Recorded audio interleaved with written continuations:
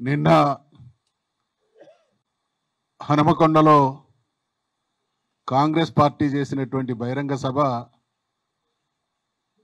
ముమ్మాటికి వంచన సభ. ఎంత దుర్మార్గపు మాటలంటే మంత్రులు మాట్లాడినా, ముఖ్యమంత్రి గారు మాట్లాడినా వాస్తవాల వక్రీకరణ. మహాలక్ష్మి పథకం గురించి మాట్లాడుతూ ఇన్ని వందల కోట్లు ఆర్టీసీ బస్సులకు కట్టినాం, అన్ని వందల కోట్లు కరెంటు బిల్లులకు కట్టినాం అనేటువంటి మాట మాట్లాడారు. మహాలక్ష్మిలో ఉన్నటువంటి మొదటి అంశం 2500 రూపాయల పెన్షన్ మహిళలకు ఇస్తామనేది. తెలంగాణలో 1,50,00,000 మంది అర్హులైనటువంటి మహిళలు ఉన్నారు.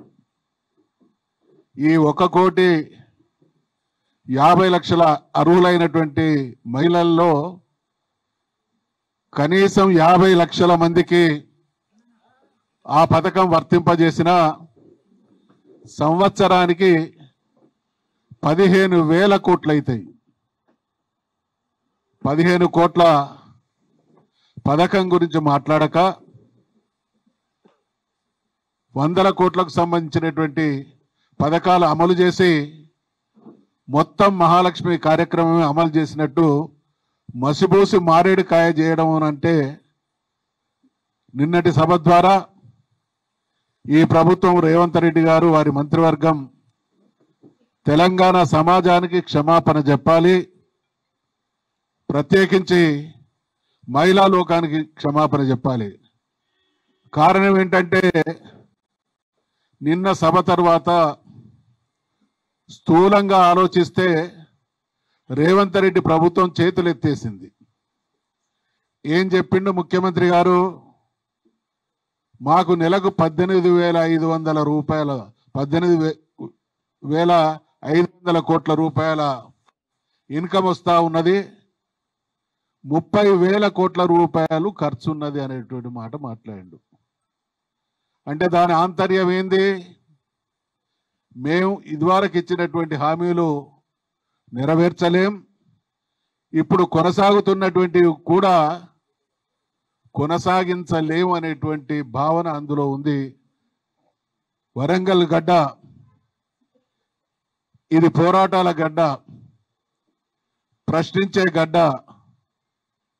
రాణి రుద్రమదేవి, సమ్మక్క సారలమ్మ, చాకలి ఐలమ్మ లాంటి మహిళామణులు, వీరంతా మహిళా చైతన్యానికి ప్రతిరూపమైనటువంటి ఈ గడ్డలో మహిళా సభ పెట్టి ఈ రకమైనటువంటి పలాయనవాదం, ముఖ్యమంత్రి గారి మాటలు, బహుశా ఇక్కడ ఉన్నటువంటి పాత్రికేయులలో చాలా మంది కూడా సీనియర్లు ఉన్నారు.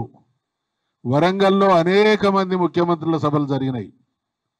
ఎన్టీ రామారావు గారిది జరిగింది, చంద్రబాబు నాయుడు గారిది జరిగింది, రాజశేఖర రెడ్డి గారిది జరిగింది, కేసీఆర్ గారిది జరిగింది, ఇంకా చాలా మంది ముఖ్యమంత్రులు ఈ గడ్డ మీదకి వచ్చి మాట్లాడారు.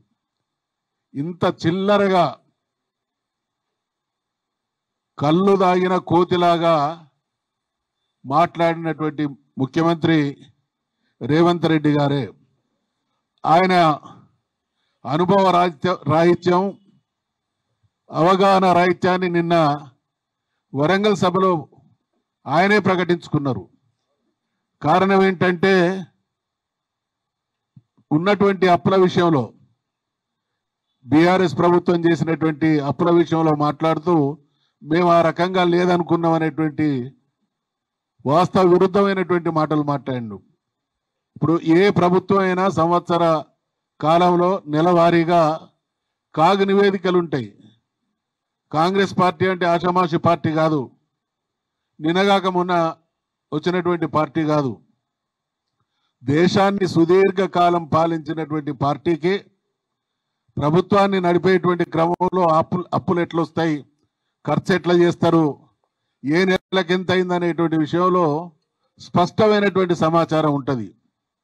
మరి అటువంటి సమాచారాన్ని తెలుసుకోక లేనిది ఉన్నట్టు ఉన్నది లేనట్టు మేము 4,25,000 కోట్లు అప్పు చేసి ఎంత సంపద సృష్టించబడ్డది, ఎన్ని రంగాల్లో అధపాతాళంలో ఉన్నటువంటి తెలంగాణ ఈ స్థాయికి వచ్చింది.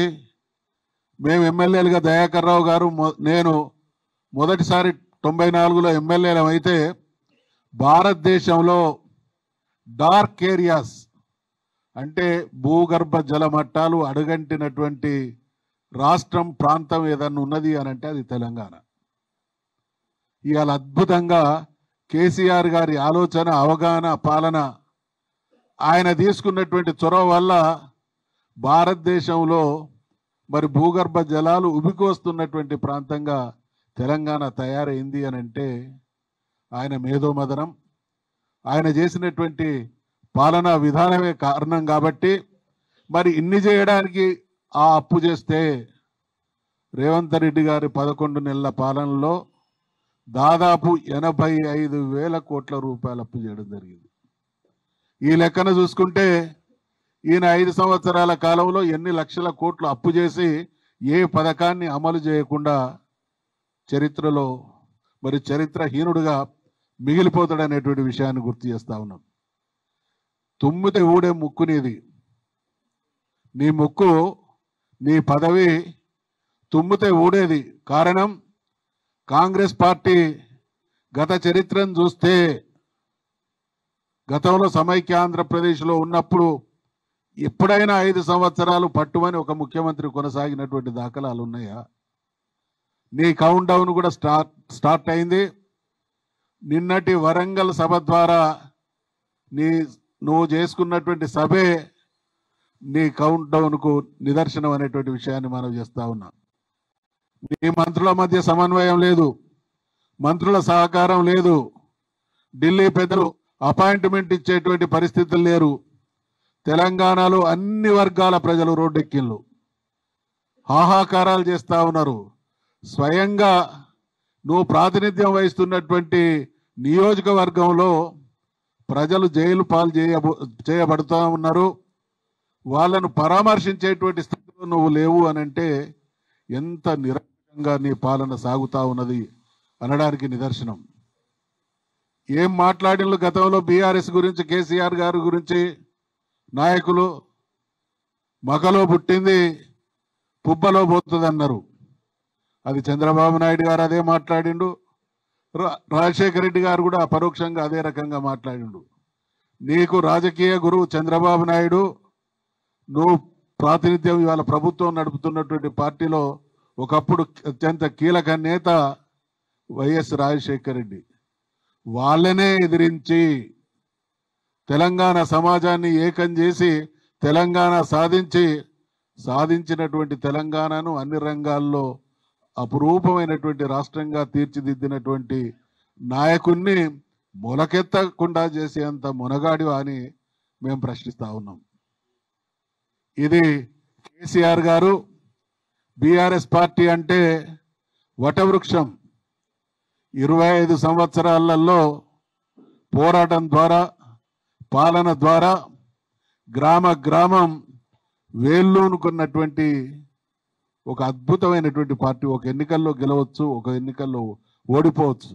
కానీ ఈరోజు కేసీఆర్ గారి సమర్థ పాలనని ప్రజలు ఏ రకంగా గుర్తు చేసుకుంటా ఉన్నారో కూడా మనం అందరం గమనిస్తూ ఉన్నాం. కాబట్టి వరంగల్కి వచ్చి ఈ ప్రేరేపణలు చేసినటువంటి రేవంత్ రెడ్డి ఖచ్చితంగా తెలంగాణ ప్రజానీకానికి, మహిళా లోకానికి బహిరంగ క్షమాపణ చెప్పాలని నేను డిమాండ్ చేస్తా ఉన్నా.